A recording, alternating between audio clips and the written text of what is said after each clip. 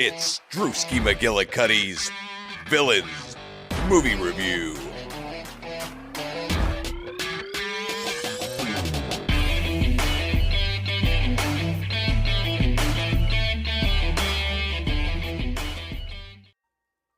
Hey everybody, it's Drewski McGillicuddy, and today I watched a movie on Hulu, and it only took 15 minutes for me to decide on my choice instead of just sitting there scrolling for hours and hours and hours and then decide, you know what?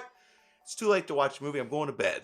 Because that's what usually happens when I use streaming sites, which is why Devon Graham says, hashtag fuck streaming. But in this case, I don't know where else you can find this movie. I don't know if there's physical copies. This might be a Hulu exclusive. I don't know. I don't ever remember hearing about this movie. Did I even tell you what movie I'm talking about? We're talking about Villans from 2019. And when I came across the poster on it, I thought, hey, that looks really good. Let's check out the trailer, which I kind of wish I wouldn't have watched the trailer.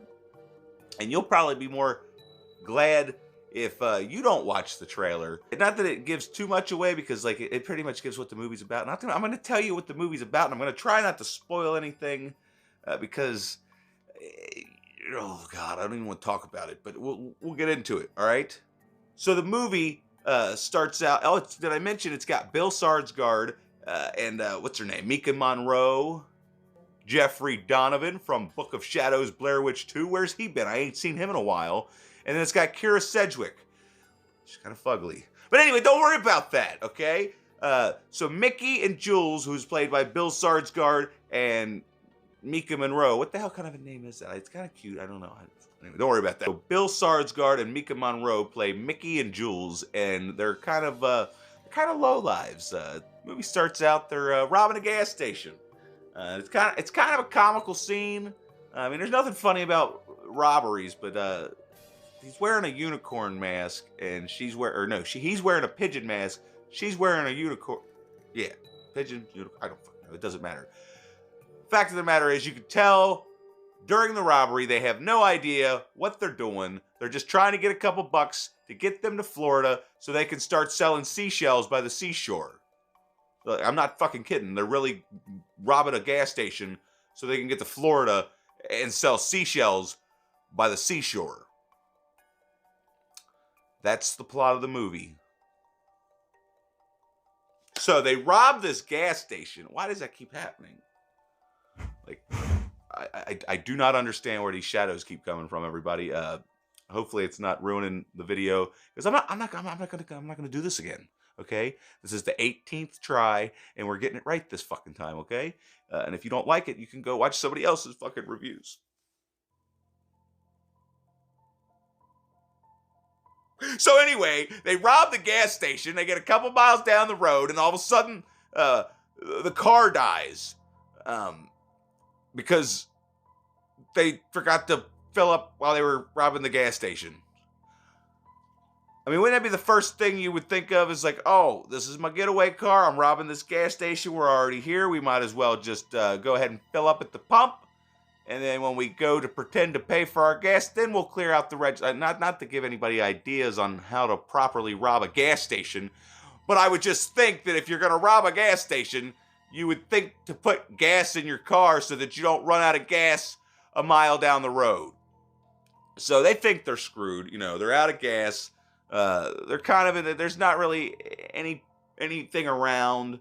But then they happen to spot a mailbox. And they probably should have just stayed on the road.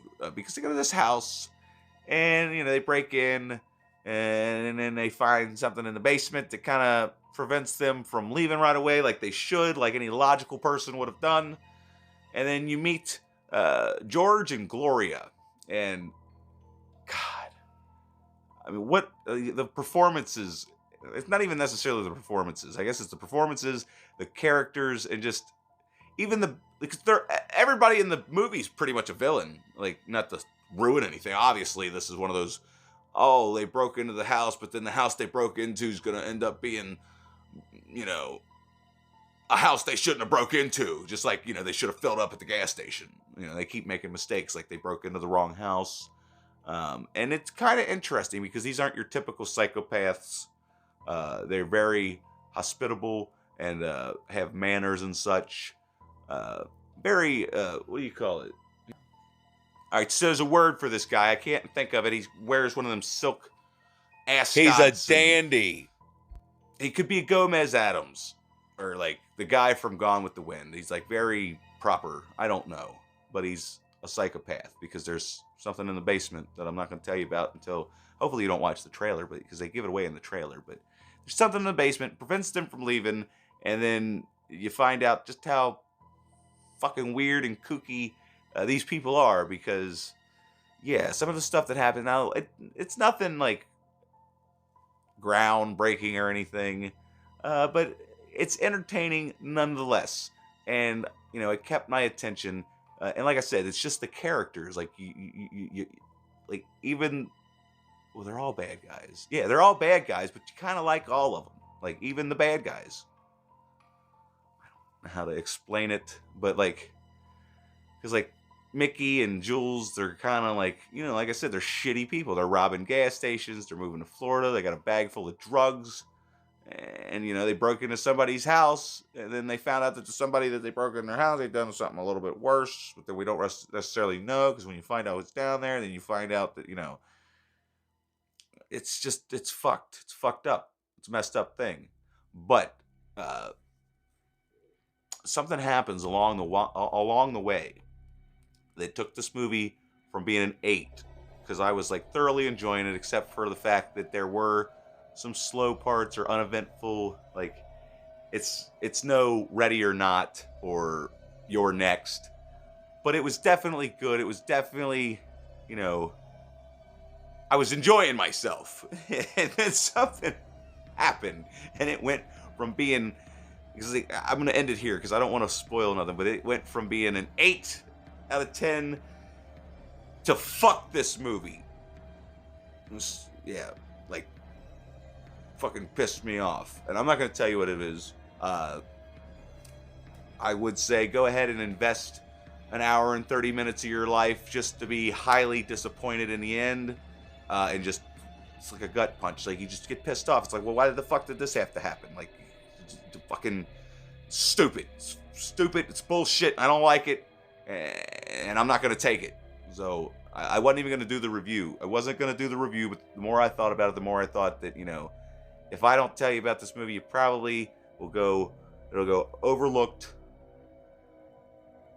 But maybe it should, because it made a decision that just is going to piss a lot of people off, because I have a feeling a lot of people are going to love this movie up until this point, and then it's just going to be like, you fucking bastard. You know what I mean?